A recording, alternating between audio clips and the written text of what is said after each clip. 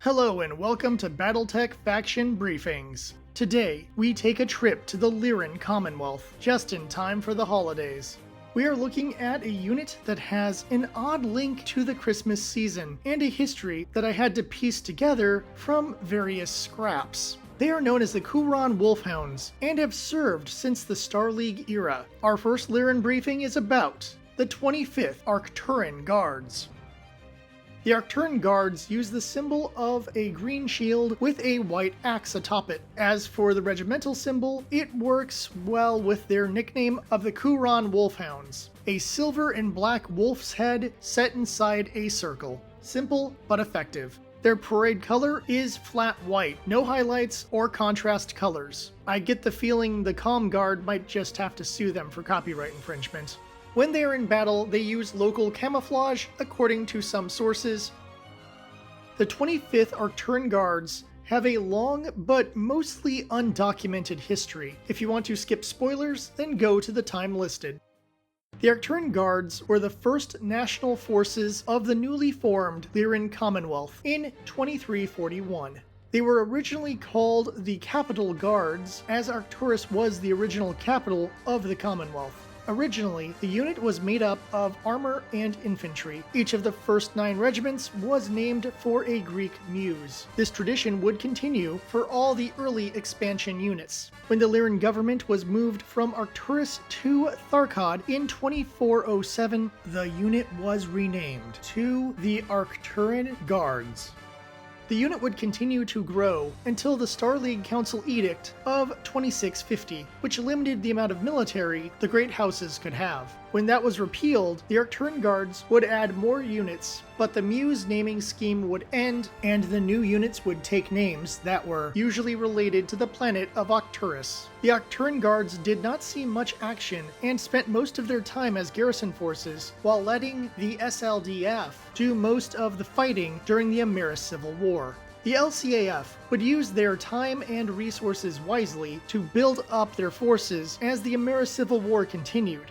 In the aftermath of the war, the Lyrans would continue to build up their forces in order to prepare for the inevitable war between the great houses. By 2786, there were 25 regiments of Arcturan Guards. This was in part due to adding former SLDF soldiers into their ranks. The 25th Arcturan Guards would be given the nickname of the Arcturan Wolfhounds. They would take their name from a stealthy predator from the Arcturan steppe on Arcturus. There is only one known operation that the 25th took part in during the First Succession War was the capturing of the world of Mor from the Draconis Combine in the late 2700s or early 2800s. They made their move after the 18th Dairon regulars had left the world as part of Operation Broken Blade in 2787. The regulars did not return, and the local forces wouldn't stand a chance against the tech of the 25th Arcturan Guards. They would take Mor and garrison it for the rest of the war. By the end of the war, the 25th was 70% effective and stationed on Mor, which put them in better standing than many other units after the First Succession War.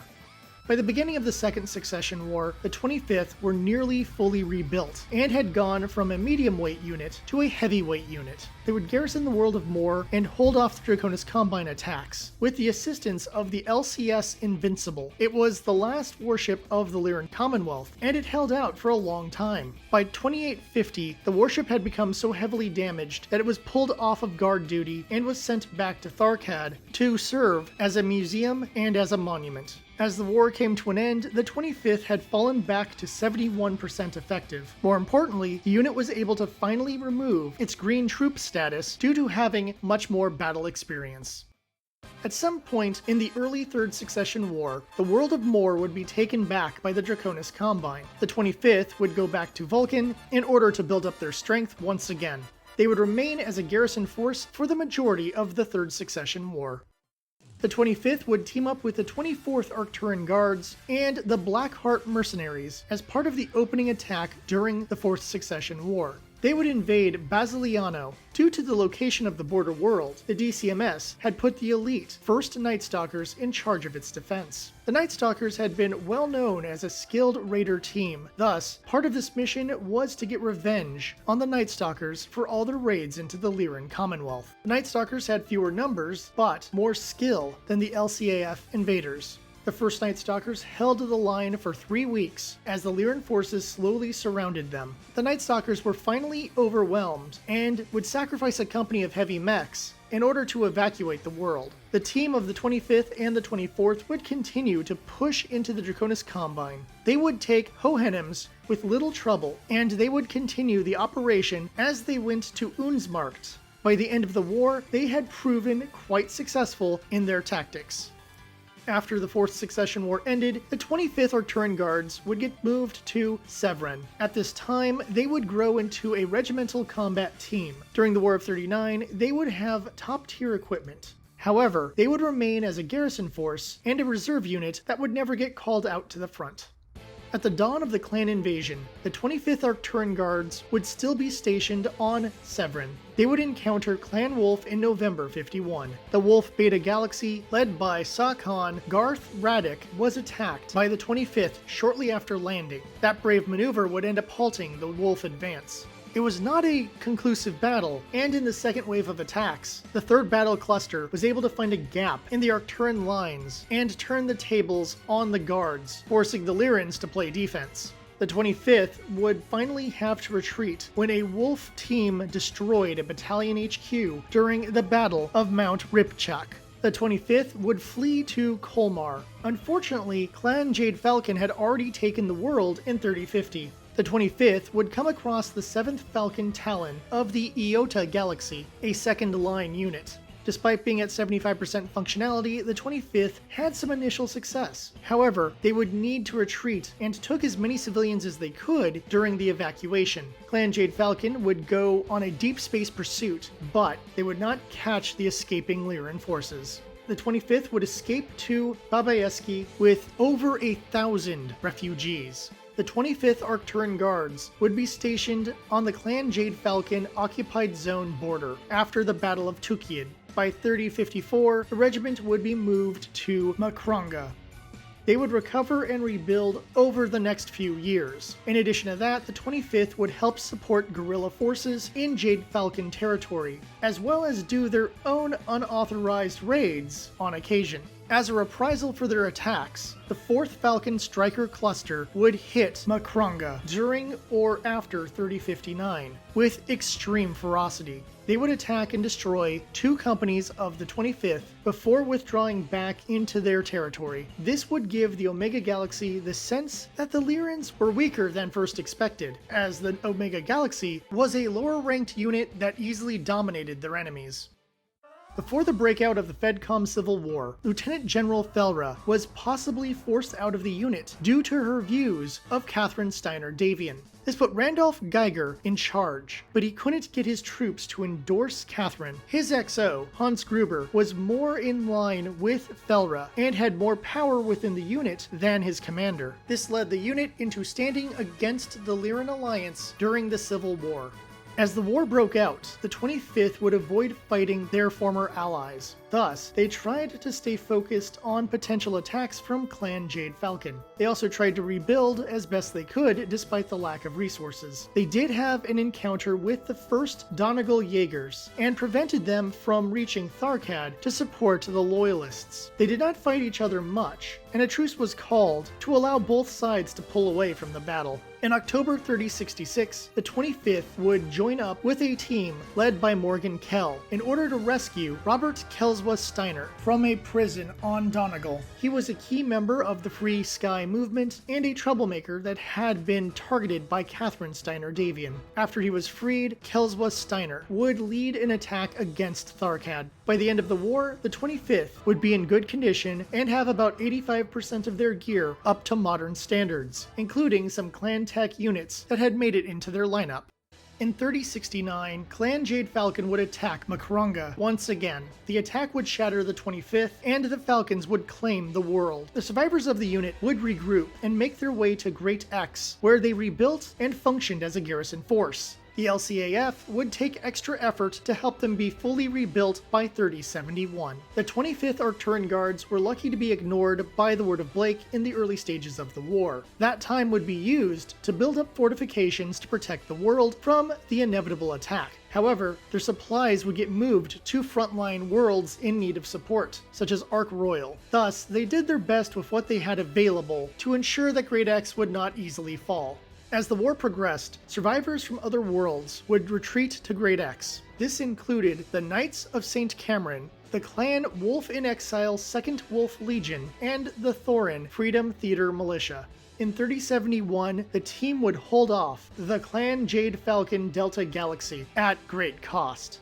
The 25th would remain vigilant as the war continued, and Great X would not fall until after they ceased being the garrison force. In 3077, they would join up as part of Operation Scour, the mission to liberate the Blake Protectorate. They would be at full strength in August 3078 as they fought alongside the Coalition forces. They would invade Terra as part of Task Force Scythe, a team with the mission of taking out key parts of the Word of Blake command structure. They would be led by Devlin Stone with the final goal of taking Hilton Head Island. By the end of the battle, the 25th were in the best condition of all members of the Arcturan Guards. By 3079, the 25th would be at 70% effectiveness once again, and feature mechs fully equipped with advanced technology. They would garrison 2 worlds, Alioth and Menkent. The 25th would leave Alioth and Menkent as they were brought into the Republic of the Sphere, after the Word of Blake War came to an end. In the early Dark Age, the 25th would be used to rebuild other units. They would break down the 25th for the greater good of the Lyran Alliance. In 3083, their troops would help rebuild the 20th Arcturan Guards and, ironically, the 1st Donegal Jaegers. This would heavily weaken the 25th due to the loss of soldiers and material. Yet, they would defeat a raid by pirates from the Rim Collection on Halifax in 3084. Despite being at half strength, the 25th were able to wipe out a third of the numerically superior pirates. The transfer of soldiers would turn the 25th from an RCT to an LCT by 3085. They would be stationed on Timbuktu during this time, protecting the Lyran periphery border. They would continue to guard Lyran worlds, and in 3127, they would assault Sapir. This would be the Lyran response to the planet's ruler, Graf Otto Bendler, who was attempting to secede from the Lyran Commonwealth in order to build his own nation. This is where the story of the 25th Arcturan Guards stops. It is likely they are still functioning as a garrison unit in the Lyran Commonwealth, protecting what remains after several planetary groups seceded and formed their own nations. Historically, the 25th are not the most important member of the Arcturan Guards, yet they were an important defensive unit and did survive their encounters with the clans. More importantly, they fought to take back Terra and stop the Word of Blake. For a unit that spent most of their history as a garrison force, they fought hard, and when they were defeated, they would bounce back quickly to continue the fight. Despite their long history, there is not much information about important mech warriors from the 25th. Therefore, here is a short list of notable pilots. Gilda Felra. She was a colonel with the 4th Donegal Guards and was promoted after the 4th Succession War to the command of the 25th. She would hold the unit together during the clan invasion and support minor raids into the clan-occupied zone without LCAF support. It is believed she was forced to retire in 3062 before the start of the FedCom Civil War. Randolph Geiger, a lifelong member of the 25th who would serve as the second-in-command to General Felra for years. He would lead the team through the Civil War and even into the early Dark Age. However, it took years to earn the respect of his troops due to the impression that he was put in charge for political reasons. Hans Allen Gruber, aide to Marshal Geiger during the Civil War. He was the supporter of Victor Steiner Davian, and that moved the team towards that direction in the war. He would have quite a bit of influence on the unit until Geiger earned his status during the Word of Blake War. It seems likely that Gruber was either relieved of duty after the Civil War or died in the early stages of the Word of Blake War. Eric von Sydow, part of House von Sydow, who would join the 25th after the Civil War. He was part of a minor noble house that had gained status due to their skill as mech warriors. He would be key in fighting the Jade Falcons during the 3070s.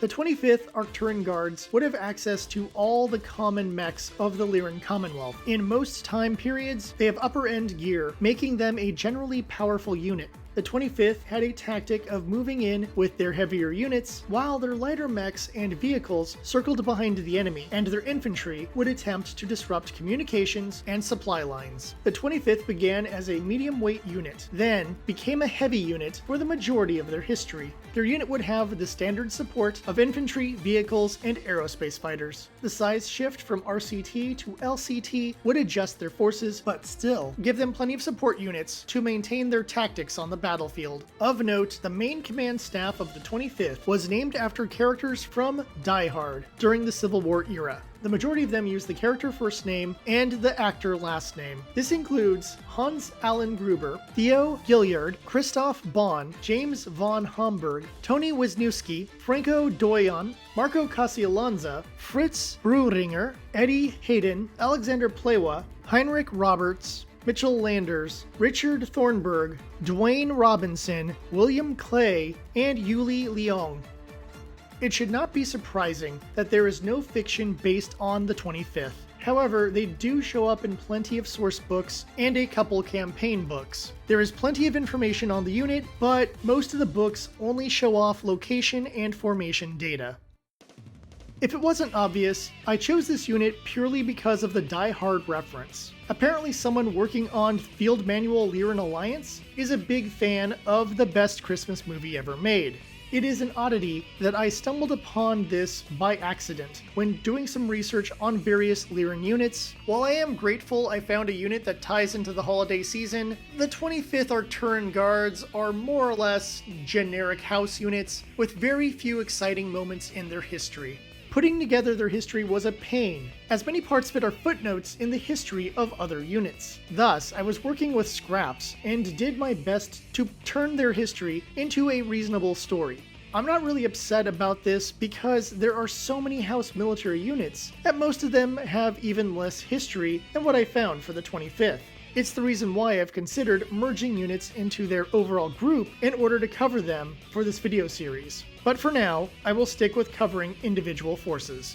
There is no reason to paint up a set of 25th Arcturan Guards. The simple white color is more often associated with the Com Guard and would just lead to confusion on the tabletop. There are other Arcturan Guards with better paint schemes, such as the 15th, who use tiger stripes. On the good side, there are some interesting variations in the color schemes of the Arcturan Guards, so there are plenty of reasons of painting up your favorite team of the Guards to support your Lyran forces. Next time, I will be covering Snord's Irregulars, one of my favorite mercenary units. I know there have been plenty of viewers who have been looking forward to this one, and I hope you enjoy that video as an early Christmas gift.